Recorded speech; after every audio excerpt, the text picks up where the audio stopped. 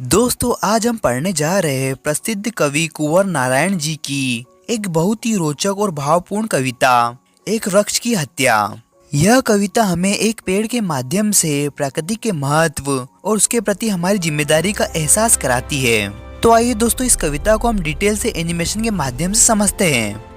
तो पहली पंक्ति है हमारी, अब की बार घर लौटा तो देखा वह नहीं था, वही बूढ़ा चौकीदार वृक्ष जो हमेशा मिलता था घर के दरवाजे पर तैनात।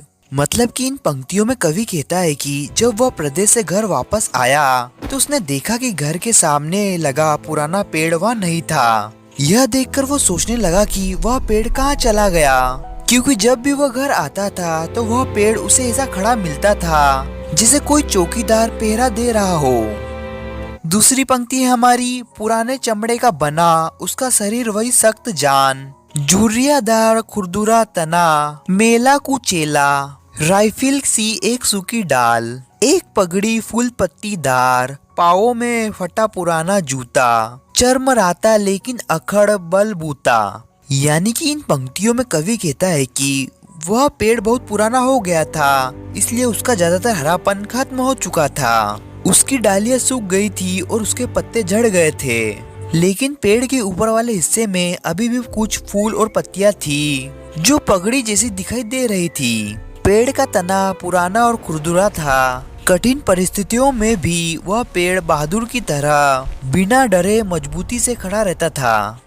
तीसरी पंक्ति है हमारी, धूप में बारिश में गर्मी में सर्दी में हमेशा चौकन्ना अपनी खाकी वर्दी में।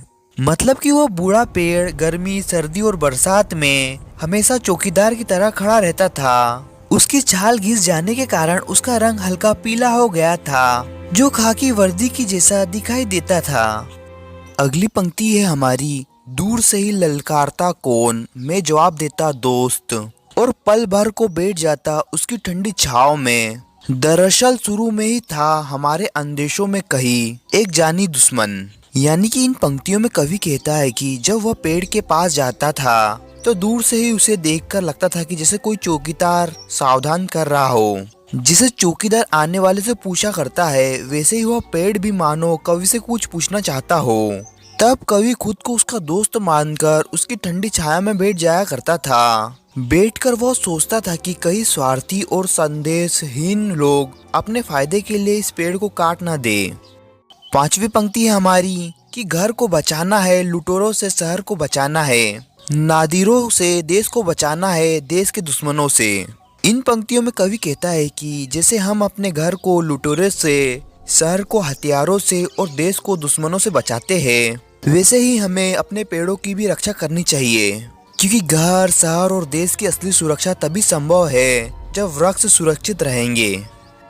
लास्ट पंक्ति हमारी, बचाना है नदियों को नालों हो जाने से, हवा को धुआं हो जाने से, खाने को जहर हो जाने से, बचाना है जंगल को मरुस्थल हो जाने से, बचाना है मनुष्य को जंगल हो जाने से।